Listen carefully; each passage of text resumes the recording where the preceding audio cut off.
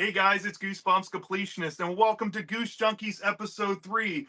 We all really want to thank you from the bottom of our hearts for tuning in these past two episodes over the course of the past few weeks.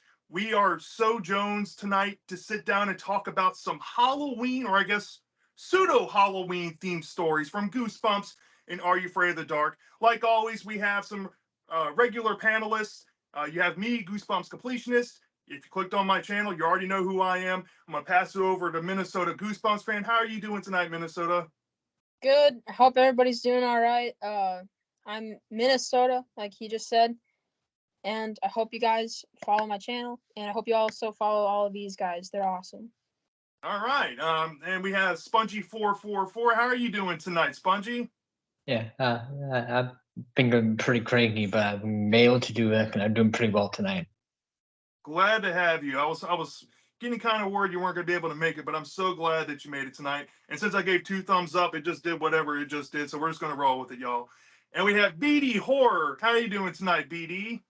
Yo, it's your boy, the man, the myth, the legend, the man who sold his GYG collection to pay off child support payments. How are y'all doing tonight? Oh, that must have sucked. Because how much money did you put into those GYGs? About twice as much as his mortgage, but we'll continue. All right, and we have a guest appearance tonight. We might have a sixth panelist coming on. You already know him, Alex, aka Goosebumps for Dummies. He's having some phone issues. He might tune in later. But we have a special guest, Grayson, the Goosebumps kid. This is his first time on the panel, and we're glad to have you. How are you doing tonight, Grayson? Doing pretty good. Appreciate y'all inviting me on. Been doing the Goosebumps ride for a while now. I think going on like 3 years, maybe 4. It's just a pleasure, man, honestly. And God bless all y'all and that's been tuning in, and God bless you guys for allowing me to come on. Oh yeah, and Grayson, I know you've been doing the channel since I pretty much started my channel. So you've been doing this for a long time, just as long as me. And seriously, before we go any further, y'all, please go sub up and follow everyone on this panel. We all love to chat Goosebumps and everything kids horror.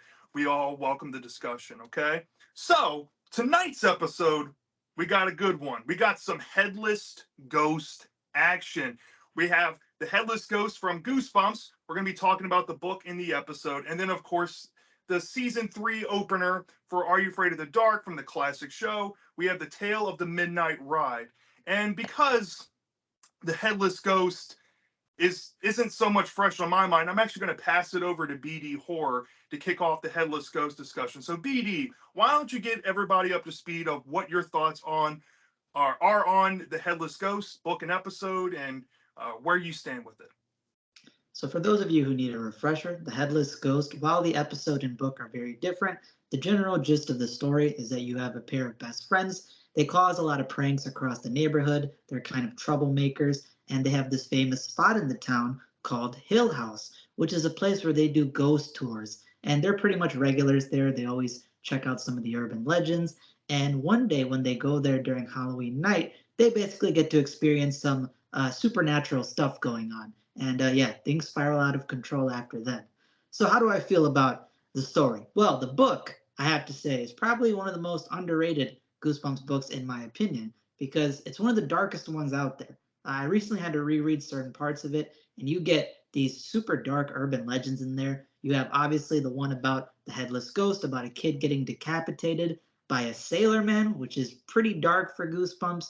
You have a story about the father being burned alive in the furnace and the maid finding his severed hands holding onto the mantle. You have this kid who got stuck in the dumbwaiter and his organs came up the little chute up to the maid. A lot of dark stuff in this book.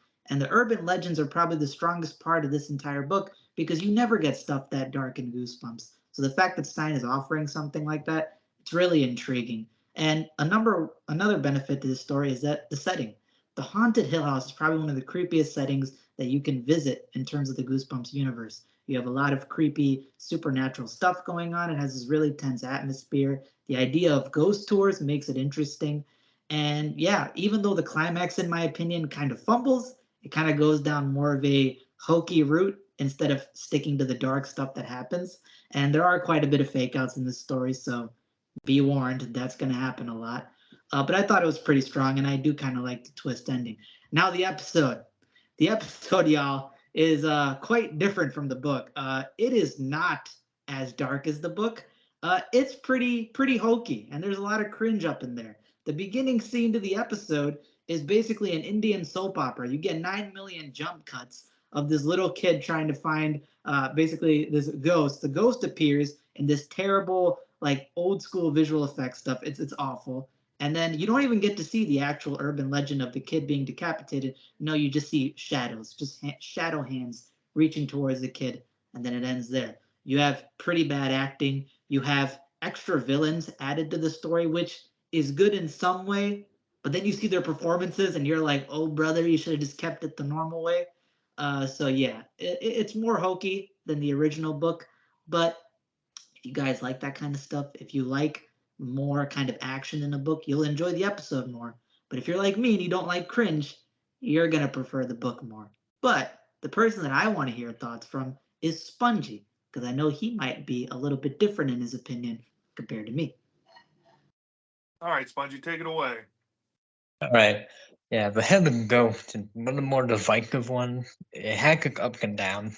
The urban legend are a highlight. I think all they put a lot of thought into making Hawks feel like a real, like you hearing urban legend, and you'd wonder how real they are. And they even leave it ambiguous as to how much is real. There's stuff that is real, stuff that might not be. Like there are things like the Dumbwaiter story that are really dark, and in fact, that being our backstory allows the book to get darker than usual because we're just hearing about it. It's not really happening in front of us. So the main kids are kind of sucky, and even though we do develop a little bit in the epilogue, and there are a lot of fake outs. And I do think the backstory and the lore are more interesting than the actual story that's going on. But at the same time, I understand people get annoyed by that, and the climax can get kind of hokey as well. But there's a lot of solid like writing in terms of crafting urban legends and well, just being little detail that and Hill House can get a cool location. And I do like I like the ending in theory more than in practice, but still an interesting idea. Go book that ultimately doesn't work in spite of the flaws. Probably better than it should be considering. And the episode is a really interesting case because it definitely seems like they tried to fix what they could. They tried to fill in some of the gaps, and I admire that.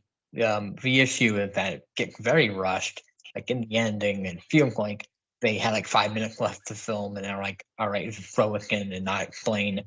Like the cuffing of a painting that it's just not explained. It just doesn't make sense. And it feels like a rush, kind of fun but rushed ending. But I thought most of it, I thought some of the urban legend stuff and location are so well used. Most of the acting fairly decent, not great, but not horrible for the most part. And I do the new version of a Dunway story, while different, I do like it in its own way. Because I think the episode is like the book is flawed, but have enough that works to make me forgive them. Ultimately, the book wouldn't count just because the highs are higher, while the ups go below or lower. So that's where I stand with Headless Ghost. Either way, you're getting a flawed story, but with things to enjoy. Okay, solid takes. I actually can agree with that. But I want to say, well, what I want to say, because I want to hear from Minnesota Goosebumps fan. What do you think about Headless Ghost, the book and the episode? So let me first go over the book because I have some very hot takes about it. So the first, I'm gonna just come out and say it. The first like 60 pages, throw that out the window. Boring. Nothing happens for the most part. It's a lot of just tropes in horror, especially in kids' horror. Let me tell you, every Goosebumps trope you've seen is in this book. I mean, it's every single one.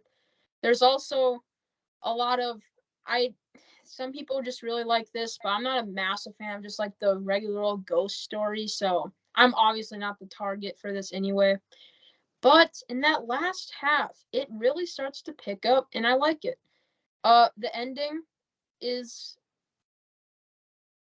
not great, but that also makes me think that I saw the episode before actually, and boy am I happy it was better than the episode, because the episode, it is the worst Goosebumps episode I have seen yet. I haven't seen too many, to be honest, at least in recent times. I've seen the whole thing before, but it is every single thing that is wrong, once again, with Goosebumps acting, storytelling, at least in the episodes. It's all here. The acting is the worst acting I have seen in Goosebumps by far, I think. Uh, the Headless Ghost, I don't even remember. I think it's something Andrew Craw, but he kind of looks like an idiot here. Like, I gotta just say. And then he finally finds his head, and he looks even more stupid. And oh boy, and then the ending. Well, actually, no. I'm just gonna say it. The whole episode is just terrible. I mean, I had to stop it 3 times just to like take breaks because I was so. It's like the Creep Show 3 of Goosebumps. I'm telling you, don't watch it. It's, no. Let's pass this over to Grayson. I want to hear what you say. All right, Grayson, what do you think? What do you think about the Headless Ghost? You know, this was one of the books that I was kind of wanting to pass on when I was first, getting into the Goosebumps feel and everything. And when I finally read it for the first time, it actually was not that bad. And I think people give it a lot of hate, at least the book. Can't say the same for the episode, but definitely, I think Dwayne and Stephanie were like a pretty interesting like main 2 characters to follow. And then of course you have Otto with the Haunted Hill House tour. I thought that was a very neat setting, at least for a Goosebumps book. You don't really see that often, like tours, except for like One Day at Horrorland or something like that. Now the whole backstory, like how BD said, with like some of the ghost stories and Andrew getting decapitated, definitely darker sides to Goosebumps. I will say that.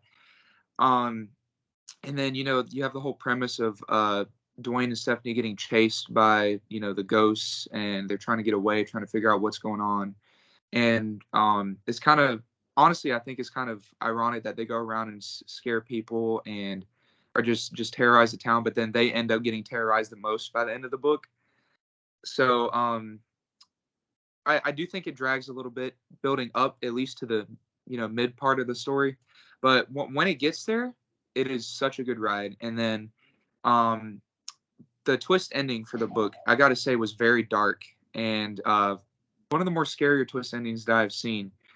Now the episode, I got like halfway through and I had to take a break, just like Minnesota, because I really did not like the acting in there. It was terrible. And then when you got to the parts with the ghosts and stuff, the CGI and just the way that they walked around just did not look believable. It looked so, you could tell that like they were way under budget for this episode. So me, after like taking a break, I had to swap to the TV book because of how like just frustrated I was with the episode. And at least here, like they at least described it and explained it more, and you didn't have to deal with the bad acting. But overall, I definitely think the episode was just very rushed.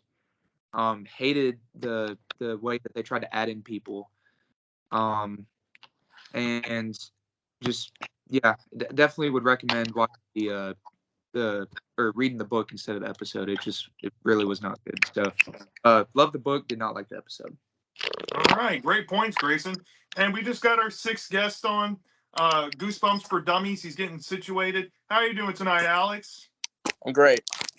All right, so we're actually just going over Headless Ghost, so you haven't missed much at all. Alex, what are your thoughts on the Headless Ghost book and episode? Give me a second here. Gotcha. All right. Am I zoomed in? Yep. No. Well, All right. There we go. I can see better. Yep. Headless Ghost book and episode. I definitely think the episode is a good representation of the book, but it's no better. Or at least an okay representation. A lot more accurate than stuff like Shocker on Shock Street. The episode. I want to start with that one. It had some interesting CGI, and I don't know if I liked it, but then again, it was the 90s. I thought the episode definitely had some scary stuff going for it. Like, the soundtrack was, in my opinion, a banger. And Andrew Craw, I really like him. I also like the protagonist, though their acting isn't great, especially the women's, the girls. There was some good moments, there was some good characters, but the episode's quality was definitely not as good as the other ones in the season or in the entire show itself. Yeah, it wasn't that great. I'm happy it wasn't a two-parter, because they could have easily made it a two-parter if they wanted to, since the book, it can be divided into two halves. So I'm happy it didn't become a two-parter. I'd give it like a 6.5 out of 10. The book, definitely a bit more interesting. There's a lot more going on in it, I feel like. While the episode has more characters, the book has more interesting plot. Since they do vary a bit.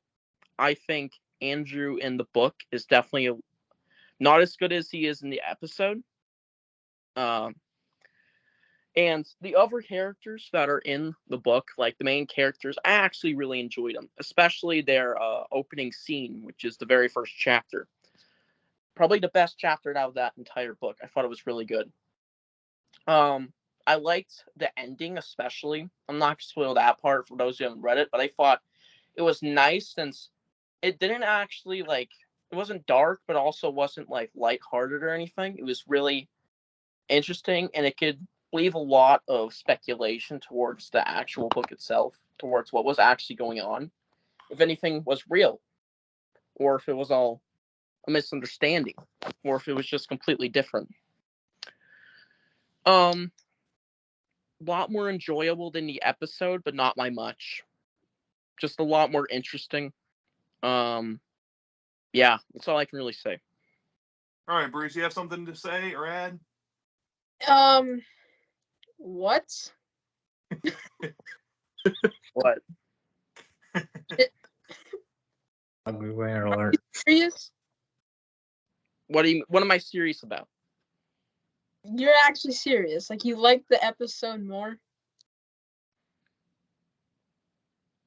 In some aspects, but not overall. I like it around the same level. I like the book just a bit more, like 6.6 out of 10. They're like on the same level of quality. And the episode does look bad. I thought you were joking. I mean, it's fair to a certain degree. Certain parts of the episode does do better than the book. Yeah, and I guess I'll segue into my thoughts, because I have a lot to say about the Headless Ghost.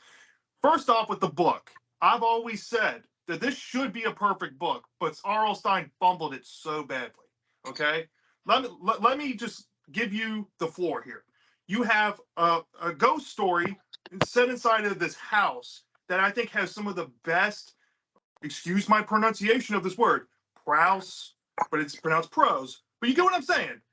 You have this great description of this house. You have these crazy, gory, violent urban legends that set up the atmosphere very well. You're kind of sold that this book is going to go some crazy off-the-wall place. And it just never kicks out of second gear. When you get to that second half, which I do think and agree that it does get better in that second half, there's just so much meandering going on. You have a scavenger hunt plot with Dwayne and Stephanie going around looking for this head of the ghost of Andrew, whatever his last name is. And there's no real segue into a proper climax. They just wander and stupor into rooms, and then they just stumble into the ending of the story. They find the head, and then there's no real climax out of it. There's no main villain. There's nothing. And then you get the ending, which this might be a hot take. I hate the ending of this book. I hate it with a burning passion. You want to know why? Because the twist involves Otto and the other woman who were, like, workers of the house. They should have been dead already in the plot. The setup with the ship captain, it was always there for Otto to be the ship captain. And that's one thing I liked from the episode that I think it does better. Capitalizing on that, making Otto the ship captain is the natural choice. And I guess I'll say this for the episode. It makes some bold swings. It tries to fix the mess ups of the book, but it creates its own plethora of problems. You have the fix of, like I said, the ship captain being Otto. You do have to nerf some aspects of the urban legend. That is to be expected. It's a Fox Kids show from the 90s. Yeah, the acting is not the greatest, especially from Andrew, the Headless Ghost. That kid cannot act. I'm sorry. I don't think Stephanie's that bad, but I do like some character choices they made with Dwayne involving the changes in the liberties of the plot. And I do like the better focus on Seth, which is the actual extra character that we get more of in the episode, giving him more of a starring role as kind of like the co-captain to Otto's ship, I should say. But the changes that the episode makes are very, very punishable because they decide to just take a scavenger hunt plot and make it, I guess, like an abduction plot, like a revenge for Otto, wanting to get revenge on Stephanie for constantly messing with the tours of Hill House. So he decides to kill Stephanie by painting her. All right, mind you, this setup, they have all these paintings around the episode, and you're like, oh, these are kind of cool and creepy. But none of the ghosts from the legends in the episode died from being painted. So how does this make sense? It doesn't. It's shoehorned in there just for a twist. And it's so forced in there that it just comes off suckish. If I'm being honest, the execution falls flatter than the book did. Even though that the episode has a climax, it's kind of cheapened. But I do like that Dwayne gets a character moment to be a hero for Stephanie in the climax. That was great. And I do think if I had to weigh the option of which one has a better ending, I'd probably give it to the episode, even though the episode's ending is not that great. So I'm left with this. Which one do I like more?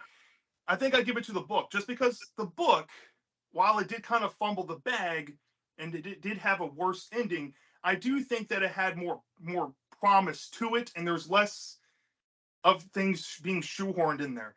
As a matter of fact, I like to think of the Headless Ghost book as kind of like comparable to an average Are You Afraid of the Dark ghost book, ghost tale that you'll see in the show, which is kind of ironic that we're comparing this to an Are You Afraid of the Dark episode.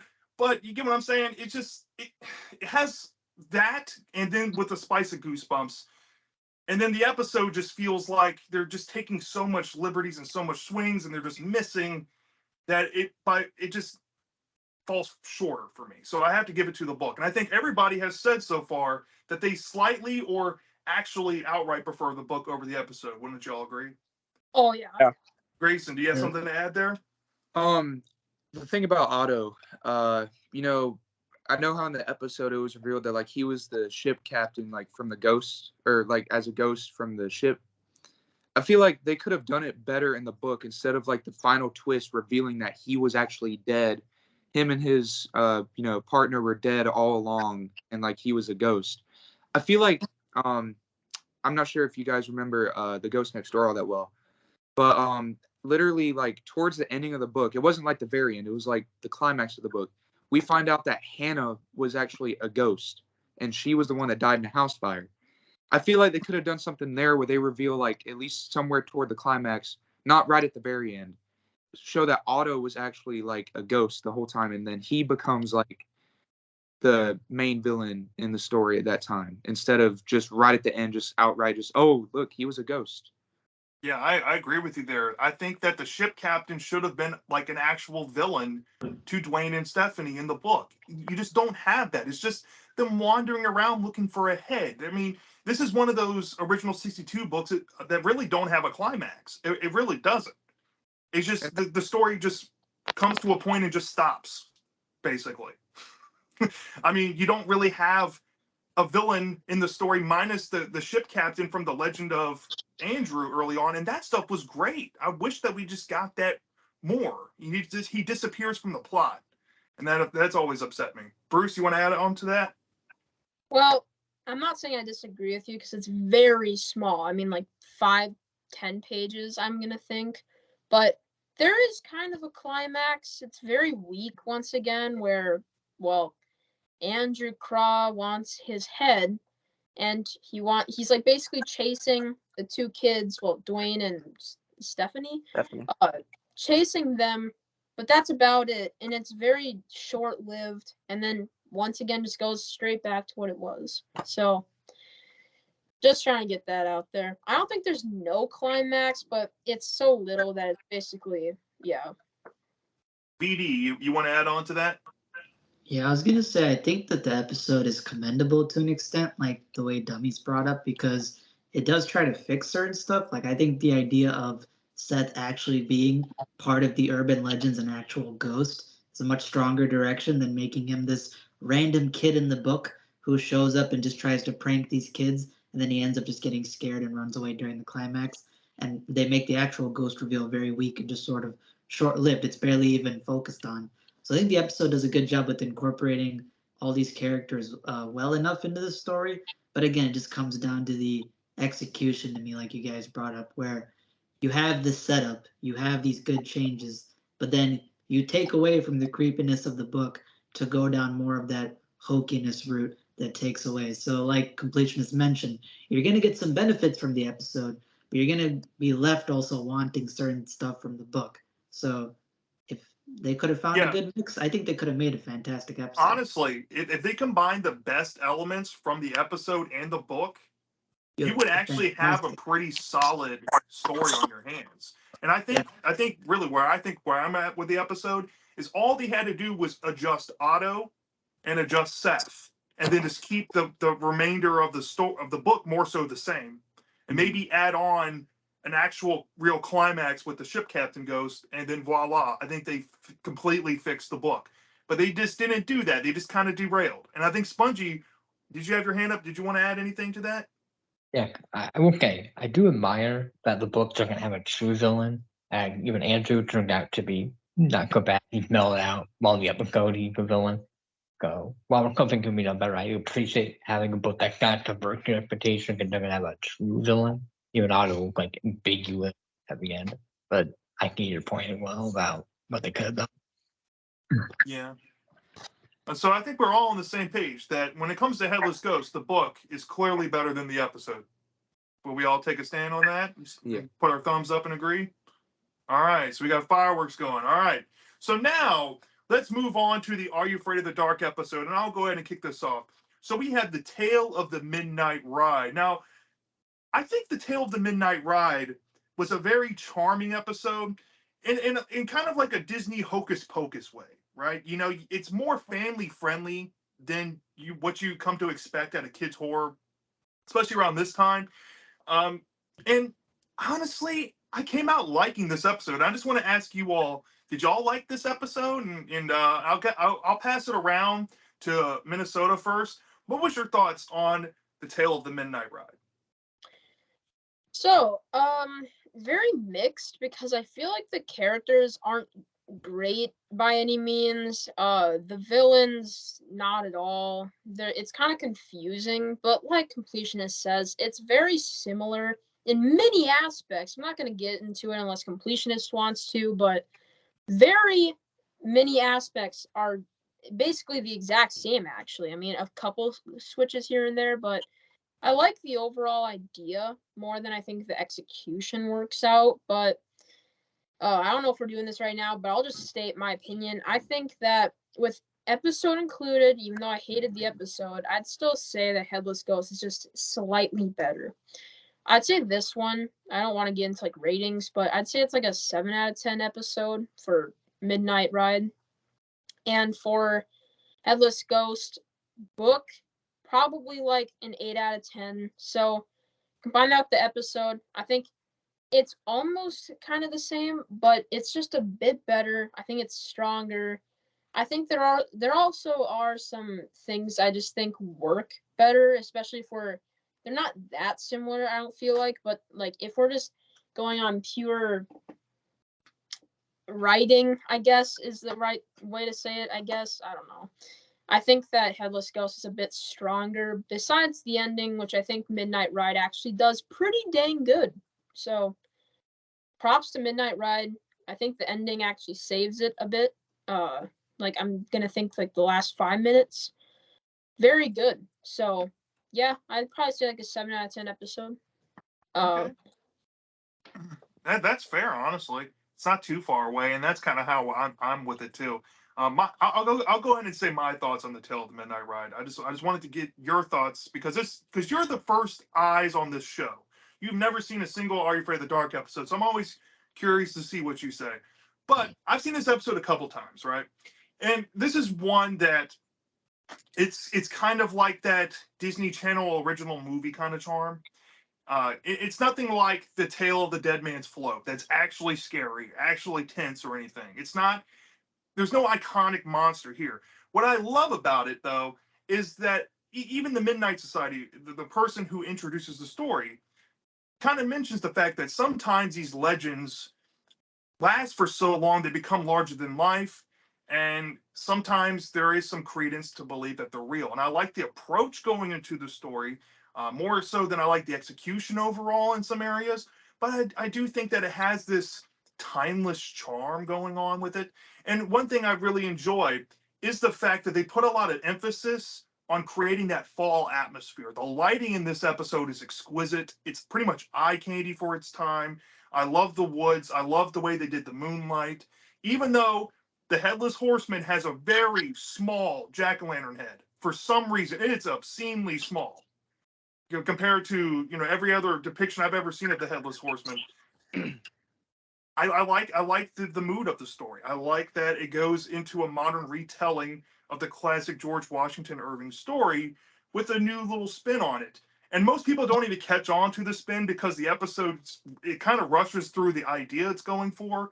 But essentially, what are the main characters' names? Like Ian and forget the girl's name, but they're kind of replacing Ichabod Crane in the legend by accident, by something they did, and now they have to kind of fix it, right?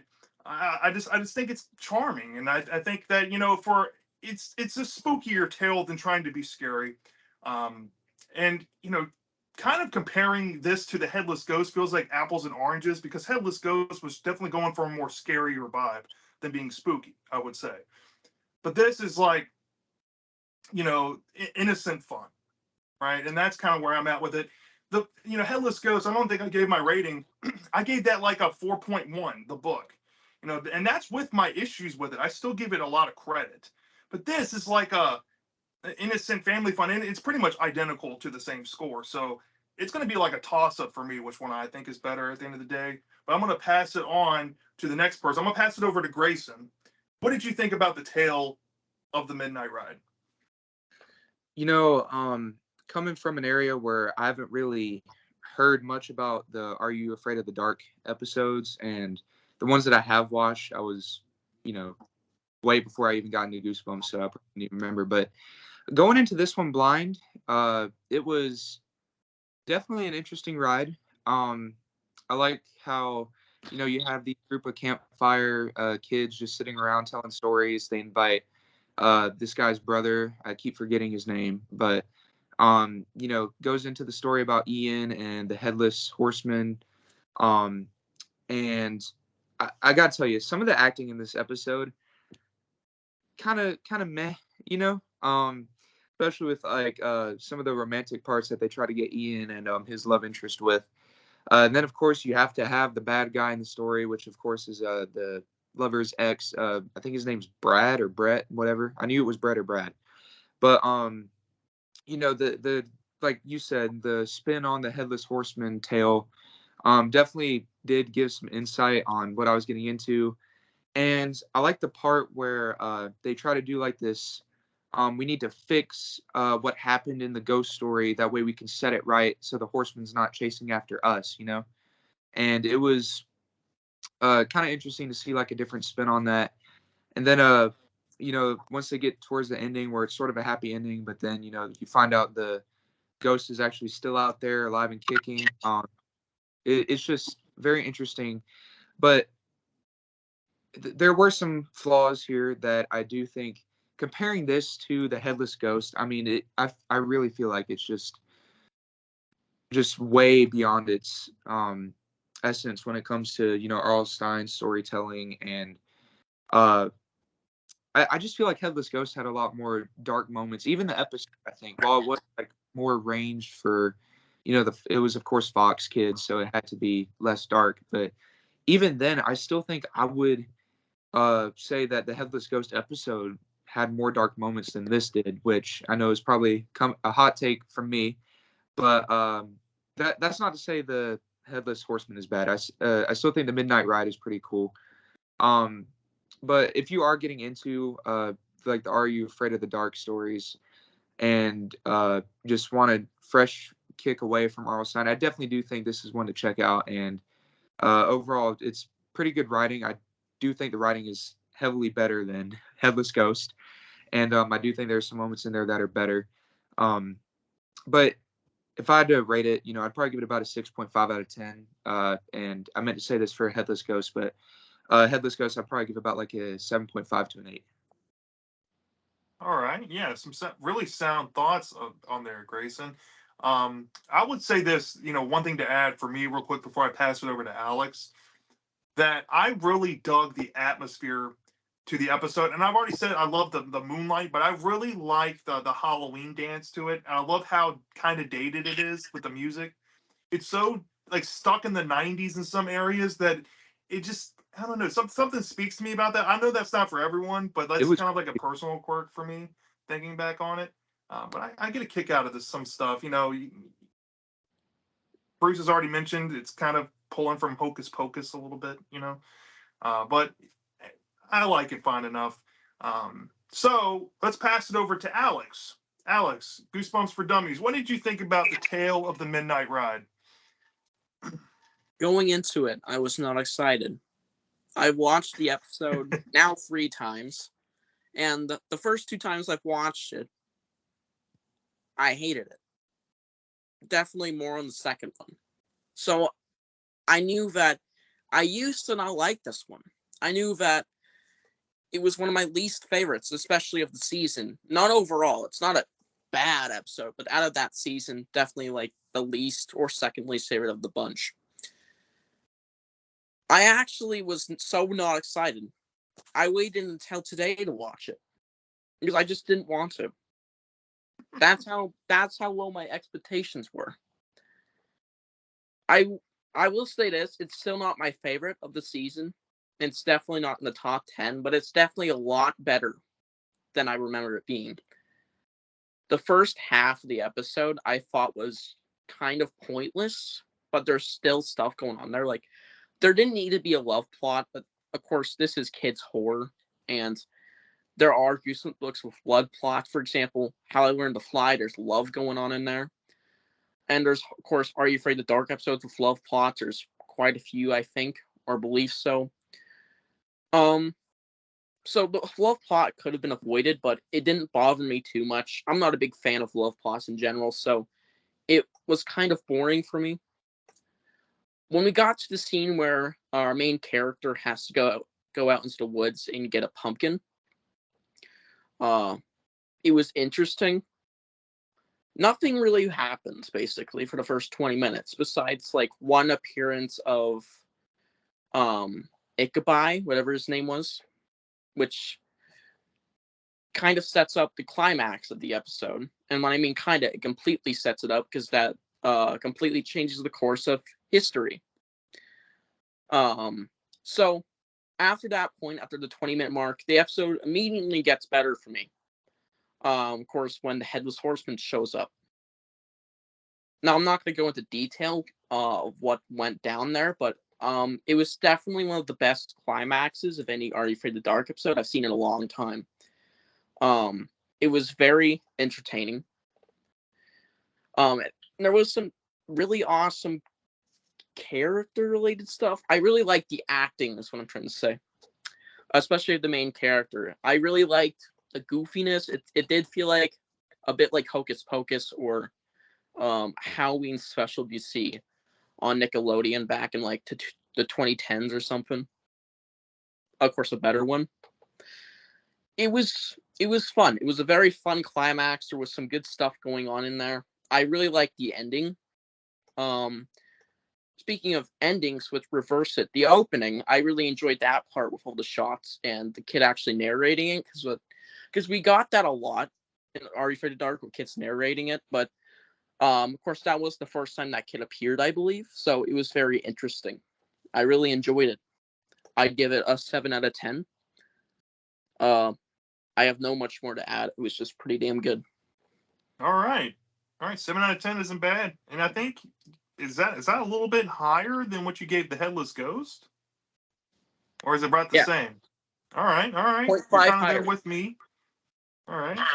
I'm glad I have an ally in this. All right. So now I'm going to pass it over to BD Horror. BD Horror, what did you think about the Tale of the Midnight Ride? Because I know you've seen it now twice and you kind of flip-flopped on some things. And I just want to hear your thoughts on it currently.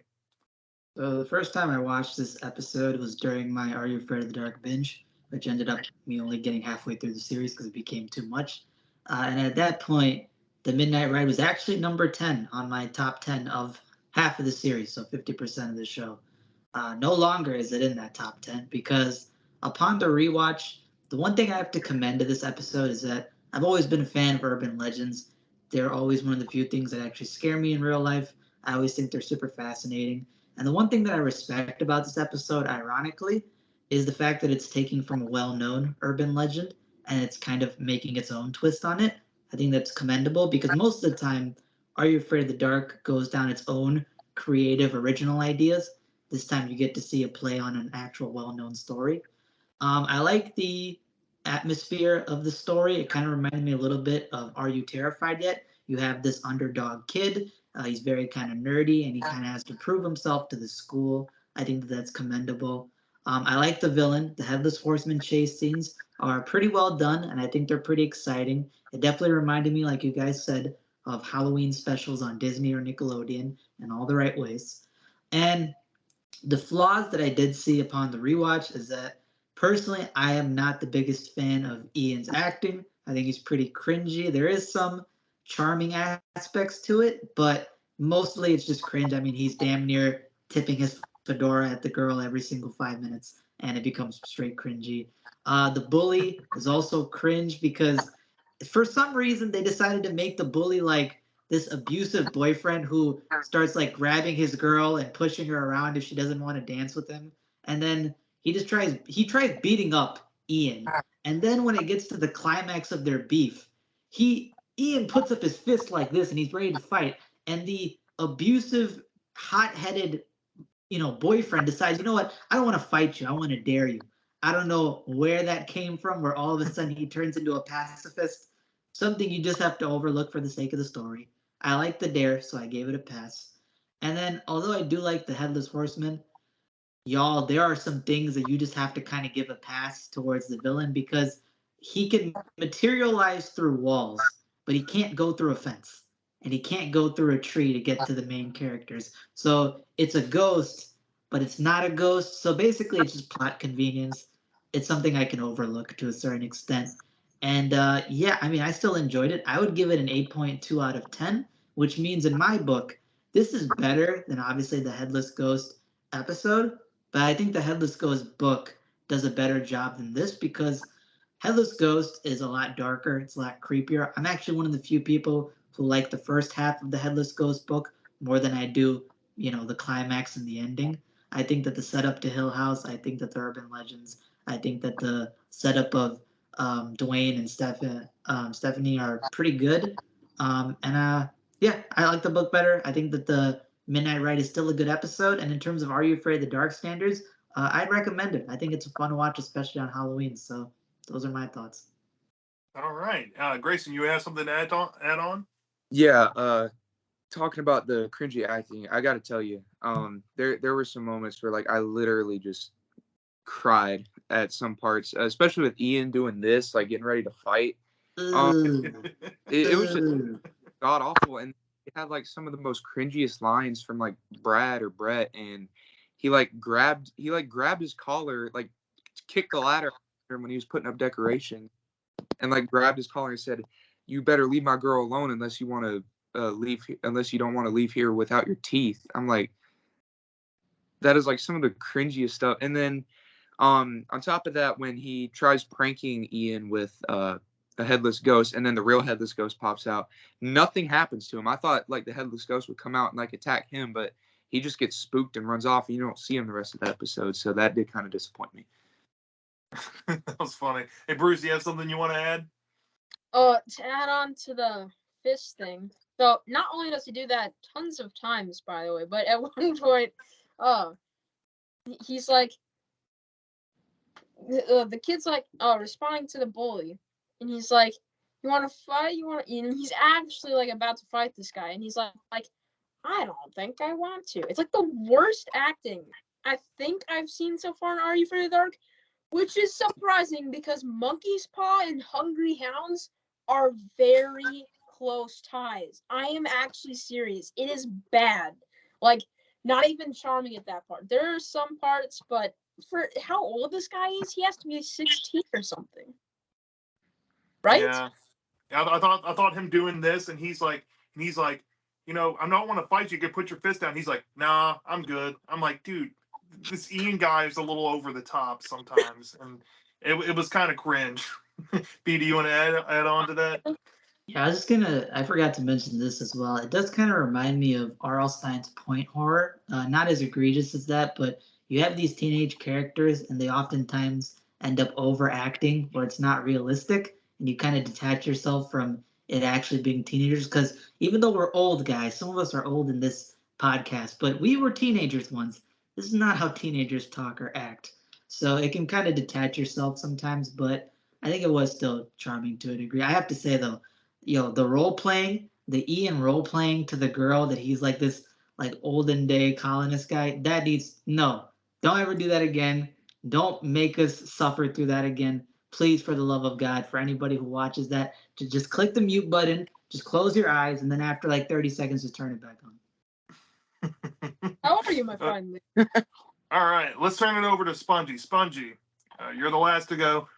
What do you think about the Tale of the Midnight Ride? I think Tale of Midnight Ride is not spectacular, but it is fun. The first Bird King of Mirror and Jukin Tucker, and I did like that, and Tegan Cam as well.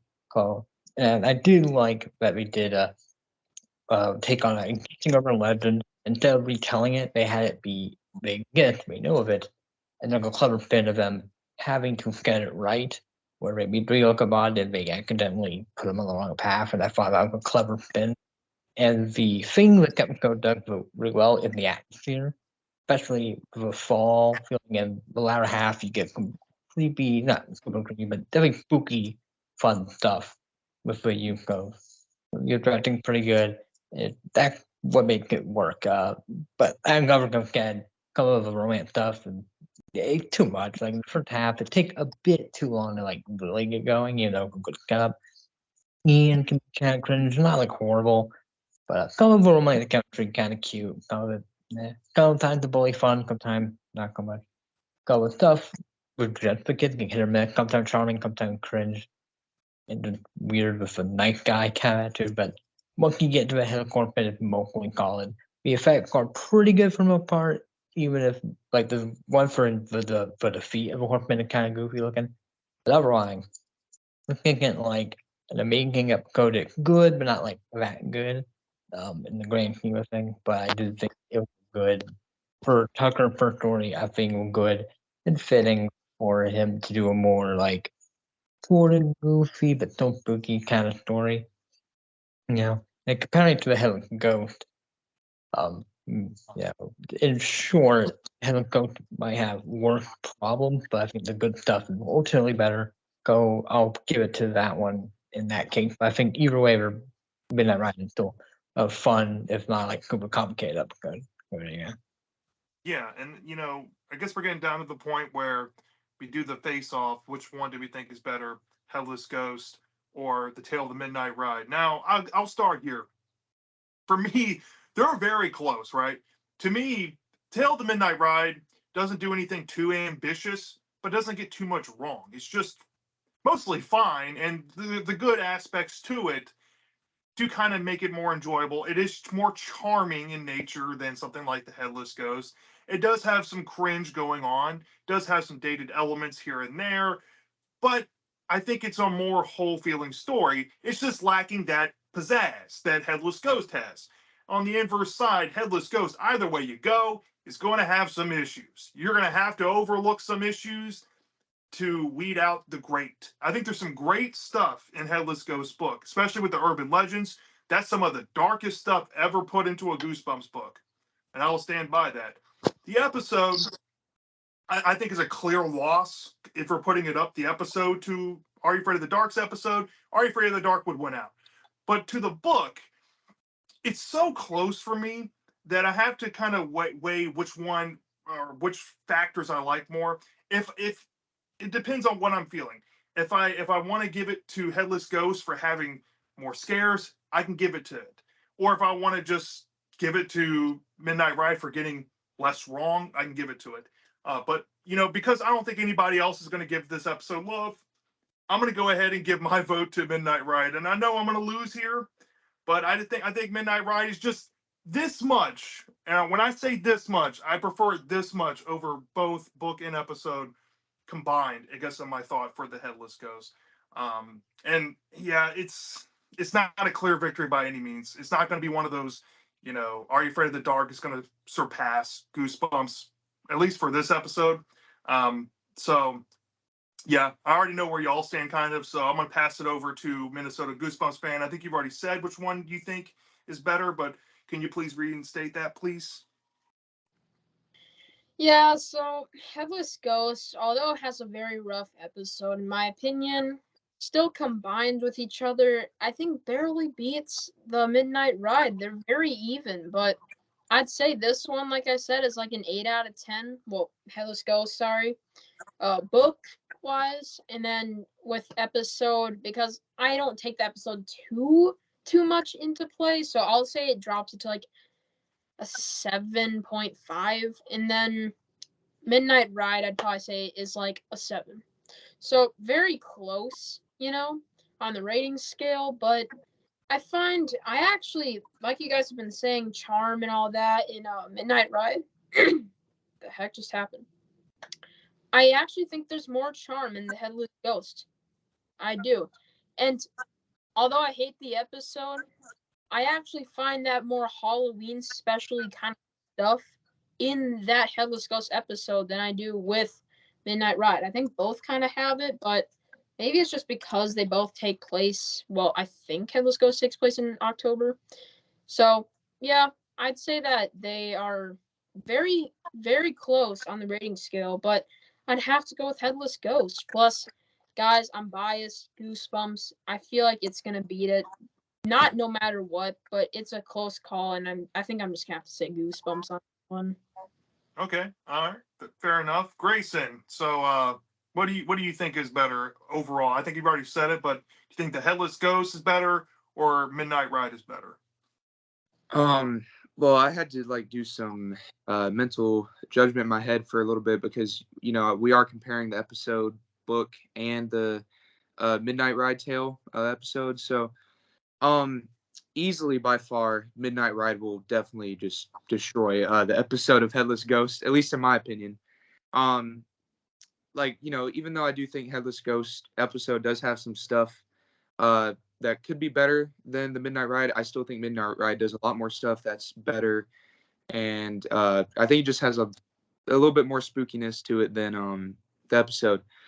Now, when we're comparing the book and Midnight Ride, I really did just struggle with this for a few, but I had to go back and take a look at what I thought the book did right and what the episode of Midnight Ride did right. And when I'm thinking of spookiness and just atmosphere, I feel like Headless Ghost definitely could not drastically win. But I think it does have a little bit of a slight edge over the atmosphere and the spookiness to Midnight Ride. Mainly just the darkness of it. Like I said, I like when R.L. Stine tries to do something new, tries to get out of his box zone and try to do something darker and creepier. And I think he does that here with Headless Ghost. Especially with all the gore that's explained, the visual imagery that you read about in the book. And I guess I have to. Midnight Ride does get some points down for me just because of the acting and just the way they try to interact with like the they throw in a bully and then you actually have like the actual villain, the Midnight Ride Ghost. I will say this though, Midnight Ride does have some very cool twists on it to the Headless Ghost and how that came to be.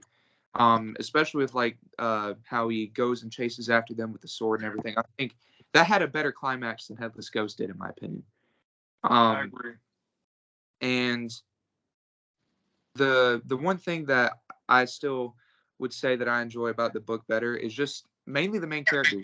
I think I relate more to them because I used to be the person that would like to get spooked or that would like to spook people a lot and just try to be just a troublemaker. But after I've had my shared experiences of just being scared and knowing what it feels like to be scared, uh, I definitely think I can relate to these people a lot more, especially that I've been into a couple haunted house tours myself, and I will say it does get pretty spooky.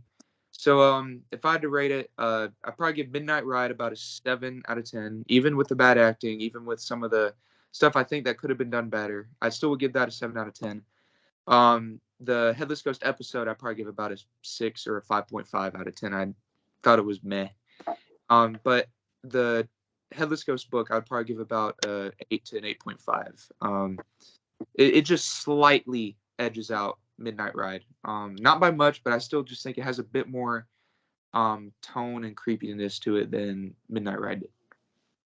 All right. BD, have you already gone yet? You already No. said which one? All right. So which one do you think is better?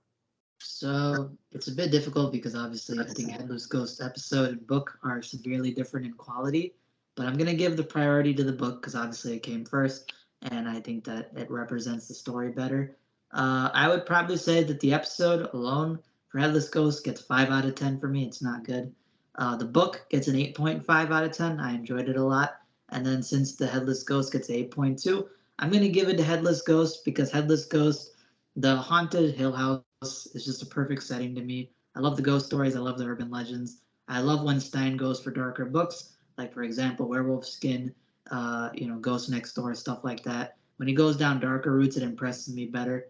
I like certain scenes with even the scavenger hunt. I enjoyed to a degree. My favorite scene from Headless Ghost is where they're basically looking behind or they're listening behind a door, and it feels like they're hearing a party back there, like all these people, laughing and yelling and having a good time. And as soon as they open the door, it's abandoned, it's dark, it's cobwebs, and they feel this cold air. It's just a really good setting and atmosphere. The Midnight Ride is more consistent and it's good, but I feel like Spongy said earlier, the highlights of Headless Ghost are better than Midnight, and therefore I prioritize it. So yeah, those are my thoughts. I give it to Headless Ghost. All right. Spongy, I think you already said that you prefer Headless Ghost, but just to say it one more time, you prefer the Headless Ghost over the Midnight Ride, correct? Yeah, correct. It really depends on what you're looking for. Cause Midnight Ride is more consistent, and the problem might not bug you as much. But he'll go at the higher high. It might have below quite a bit lower. I just like that urban legend, but darker stuff, but dumb story. Just go effective, and I think they're combined for the overall in Hillcoat. Midnight Ride is not one of the high for a favorite dark, not even for that Keegan. So that's why Hillcoat can win out. It'd be it just barely. All right. And then Alex, what do you think is better, the Headless Ghost or Midnight Ride? So, obviously, we're not going to discuss the episode. Definitely, the episode of Headless Ghost is not better than Midnight Ride. I'd give it a 5.5 or a 6 out of 10. Mostly because of the soundtrack. I think it's a banger that adds 3 points automatically. But the book of Headless Ghost versus Midnight Ride. Completionist, I have your back on this. I'll be honest.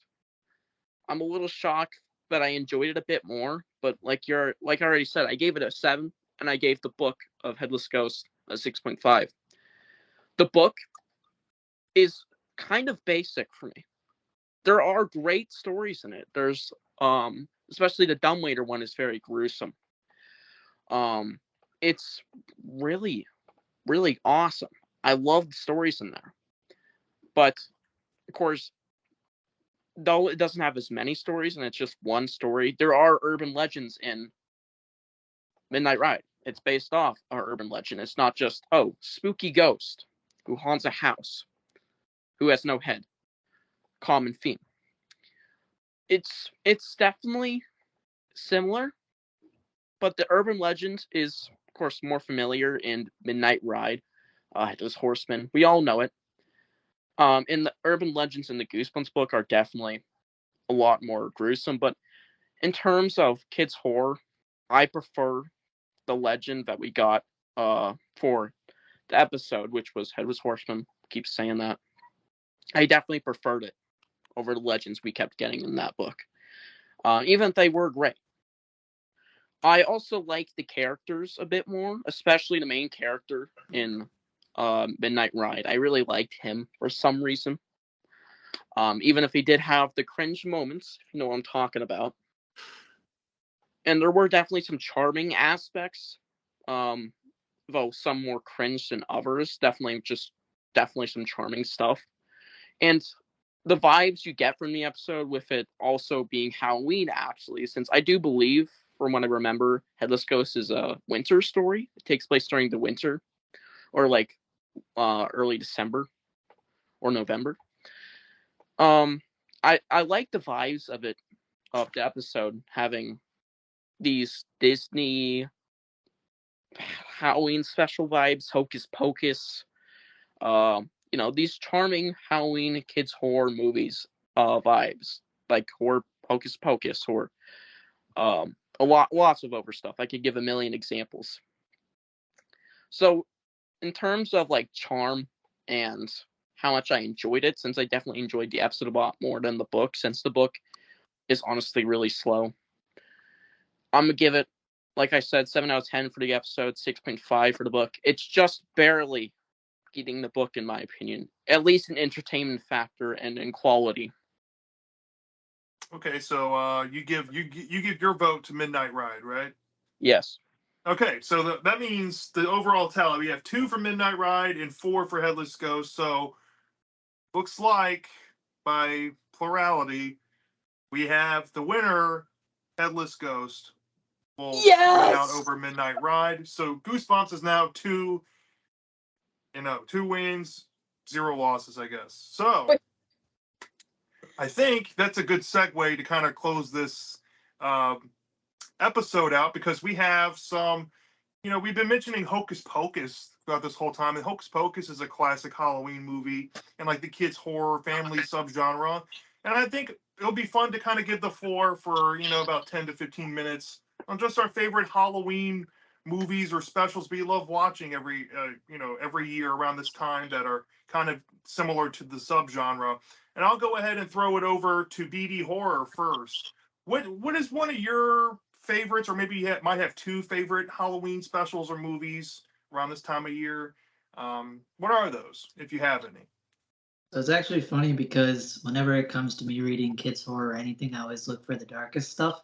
But when I want to celebrate Halloween, the 2 movies that are the most important to me are actually not that scary. They're more so comedic ones, but I feel like they have all the charm and good stuff that represents the festivity of Halloween.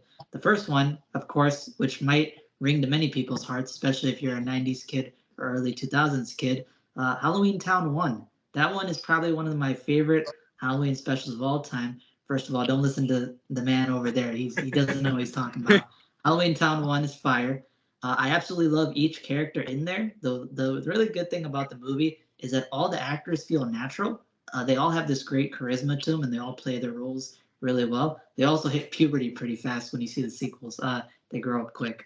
I really like the idea behind it, the cool mystical world of Halloween Town, where you have this origin story to the family that this mom is trying to hide from her kids because she wants her kids to live a normal life, and she fell in love with a normal person. So you kind of have to balance what's destiny, what's not, what's good for your kids, what's not, which is really deep, surprisingly, for a kids special. That's a really cool theme to have in a story. Halloween Town itself is great. It has a lot of cool characters in there. The villain is quite scary, especially for a lot of kids.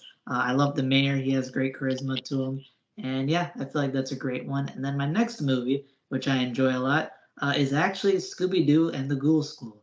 That one is one that I really loved as a kid, and I enjoy it even till to this day because, first of all, you get focused on my favorite characters, Shaggy, Scooby, and Scrappy, which doesn't happen a lot. They're usually the side characters, but they are fan favorites. And you get this cool premise, which is that they basically have to help out this school because Shaggy gets a job. He has to help out these kids win this athletic competition. You see those kind of stories a lot in kids' horror and other genres.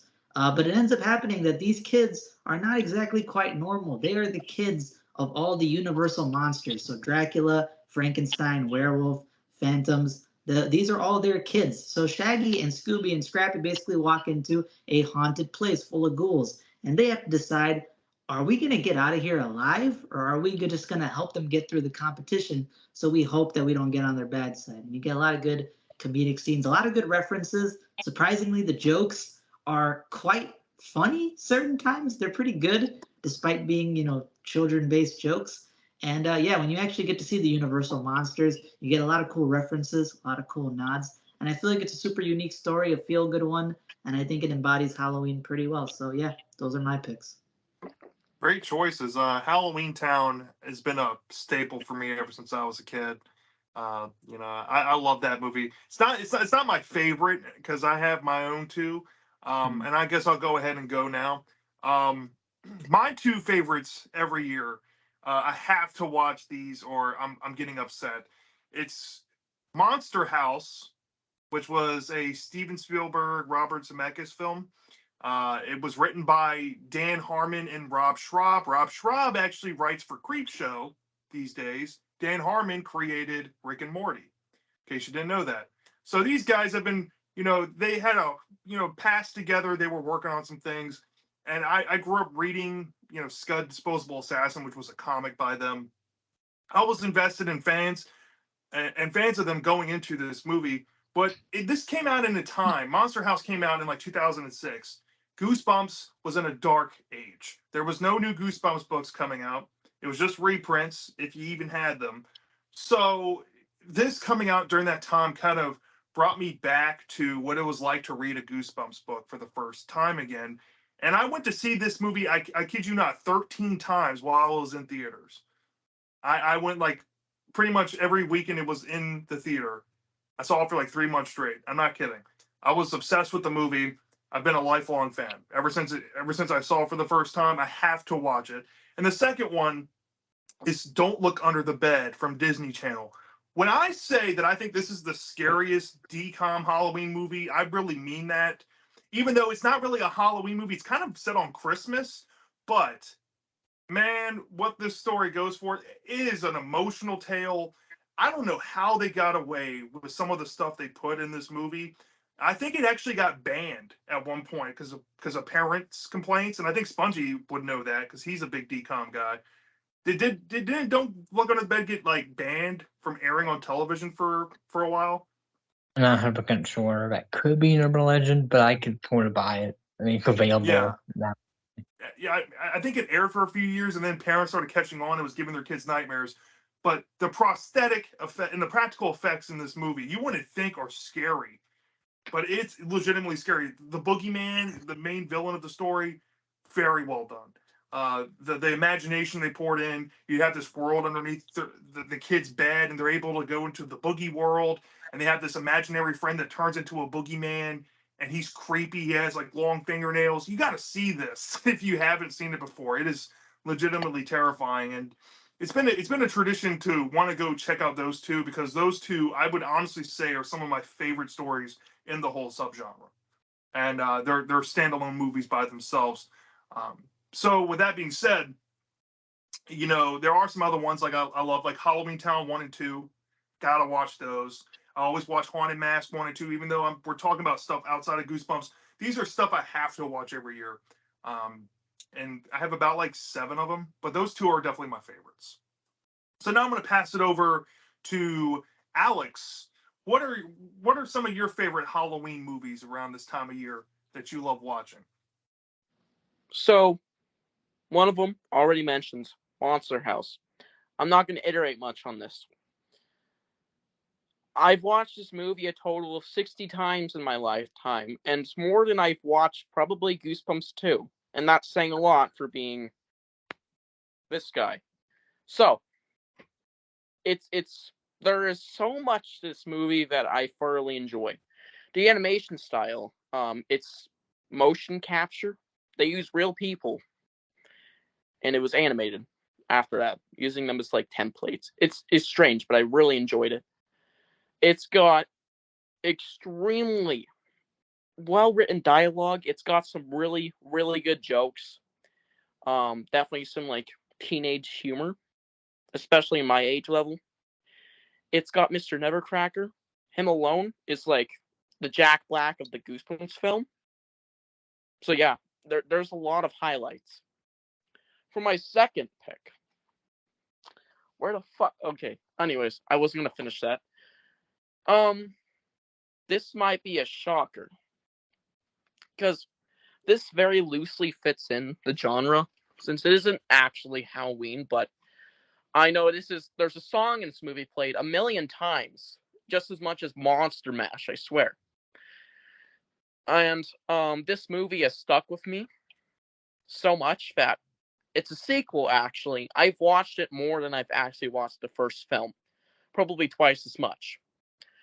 And that is Ghostbusters 2. I don't have the second one. I don't know where it went. Ghostbusters 2 is surprisingly creepy in my opinion. The first thing is there's a blob thing going on with slime. And I'm kind of sensitive to that. That stuff kind of gets me. I'm gonna be honest. I've had many nightmares about blob monsters after seeing the 1978, I believe, horror movie about the blob. That really got me. I'm still scared to see it now. So that stuff got me. There was also some extremely creepy looking ghosts in the movie. Like the Scoleri brothers, they look uncanny as hell and just disturbing. There's a scene where this dude, his eyes light up and it actually looks creepy for some reason. That freaked me out. And I recently watched this like a few weeks back on a Sunday. That was the last time I watched it. And even then it freaked me out. All these scenes I'm mentioning, they're freaking me out. But there's some more mild down ghosts in the movie. There's definitely some really good stuff in here. And it definitely gets a lot less scary towards the climax. But yeah, this movie has stuck with me for so long just because of the scary imagery in this movie. And also its relation to slime. I hate that stuff. It gets to me super badly. Yeah, I remember the guy in the portrait being like the villain. He creeped me out as a kid so badly I couldn't even watch the movie. The guy with like the long hair and the balding head. Oh yeah. He was creepy. I don't know where they found this guy from, but it's kind of like, it's kind of. Have you ever seen the Dennis the Menace movie from the 90s? You know who Christopher Lloyd plays? He's kind of like a less ugly version of the homeless guy villain of the Dennis the Menace movie. It always creeped me out for some reason. All right, so we have a little echo going on. Might be. There we go. All right. It's still lag. Alex, Got the echo fixed? Is it happening to me? What's happening now? I'm just gonna leave and come back. All right. So I'm gonna go ahead and pass it over to Bruce. Bruce, what are some of your favorite Halloween movies? so obviously Revenge of the Nerds 2, Nerds and Parrot. No, I'm just kidding. So my favorite Halloween movie, the one that I watch probably twice a year, it's just weird. Maybe even 3 times. It kind of depends. I've already seen it once this year. Is Hocus Pocus. Now, talk about a perfect movie in my opinion. Now, it's not for everybody, I'll admit. And actually, for some reason, this is now viewed as some sort of girl power thing. I don't think so at all. I don't think this has to be feminine at all. I don't think it has to be masculine at all. I think it's just a fun thing that everybody can enjoy. And I'll be honest, Halloween Town, I finally watched it this year because I've heard so much hype over it. because I was thinking, oh, it must be just like Hocus Pocus, made around the same time too. And I didn't really care for it. That was boring and dumb. But Hocus Pocus, it is fire. I'm talking nerds in paradise. I'm serious when I say this. If you put my top 5 favorite movies, if there's like one movie that I know has to be on there, it's Hocus Pocus. It's not my favorite, but whoo, every single time I watch it, and by the way, there's been times I'm a crybaby. All right, that part with the dead sister and the dead brother finally being free, it's so sad and beautiful, and the acting is just top notch in my opinion for a kids movie. Oh, the three sisters, and I'll just shut up because I will ramble for hours. Please, someone take this from me because I can't talk about this. All right, so your favorite is Hocus Pocus, okay? It's too beautiful, yeah. I can understand that. Hocus Pocus, definitely another one of those movies I have to watch around Halloween, especially, putting aside the adult horror stuff that I watch. Hocus Pocus is like that comfort food around Halloween every year. So yeah, passing it over to Spongy. Spongy, what are some of your favorite Halloween movies that you watch every year? All right. More one that definitely up there. The first one I'm going to mention is Coraline.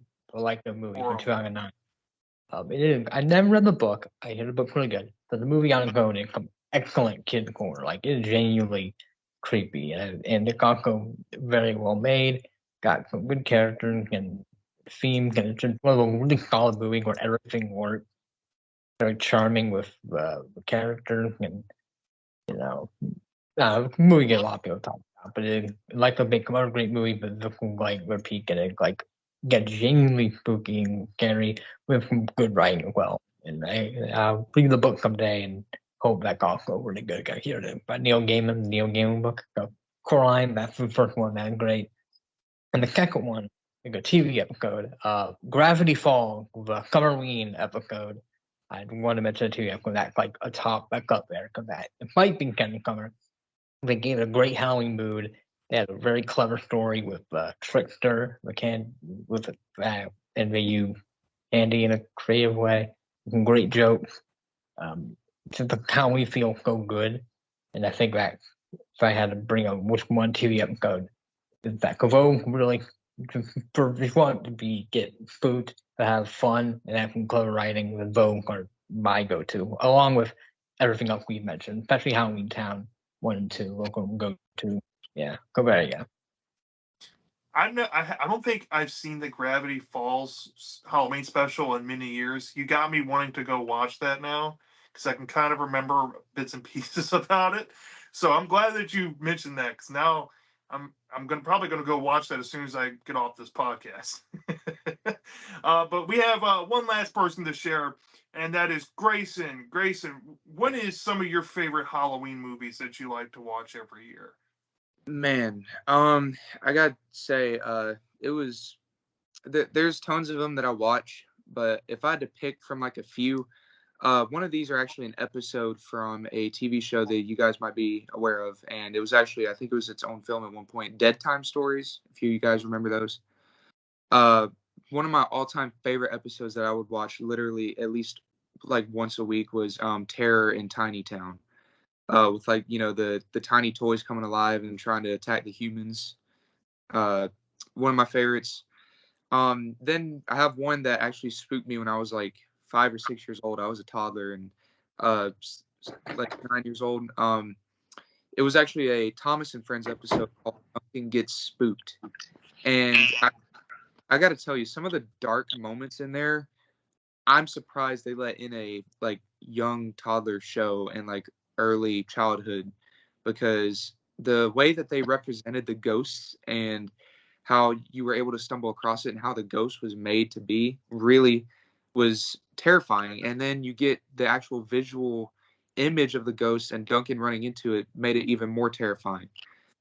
So that one stuck with me for a while because it gave me nightmares. And then I'm not really sure. I would consider this family friendly, but it's like a PG rated horror film. Killer Clowns from Outer Space. You guys know that movie, right? I Definitely, love that. that one gave me nightmares too. I think it's family friendly. You know, I feel like it's for young teens and for the whole family to watch. So, I love the makeup design of the clowns. I like how they kill people with like cotton candy cocoons and all that. I think it's very interesting, and the whole spin on just how clowns interacted with people.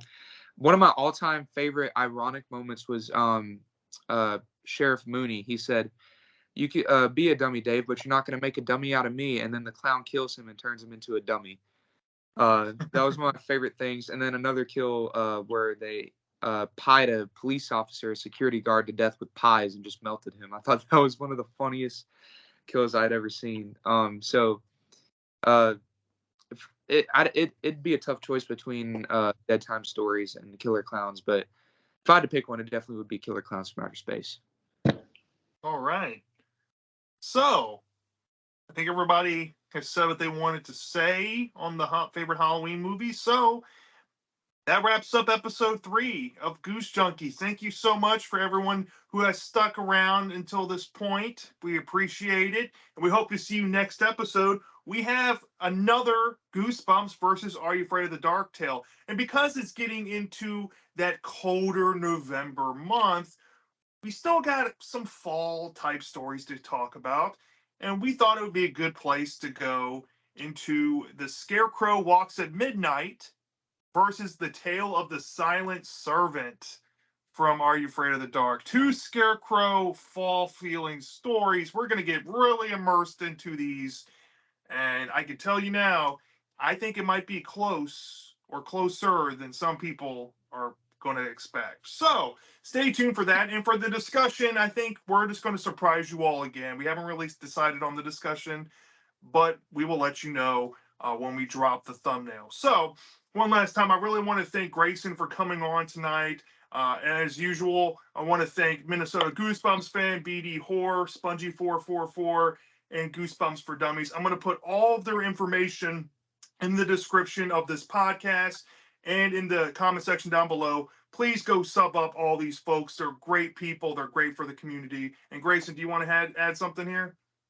Just wanted to also know, I'll, if you don't mind, could you send a link to our Discord server if anybody still hasn't joined yet? Oh, yeah. We can do that. Yeah, we're going to put out a link to the Discord server for you all to come join. We love chatting with a bunch of new folks and some long-standing folks. Some people have been in this chat for like 2-3 years, and we've kind of developed our own little Discord community out of this. So please come.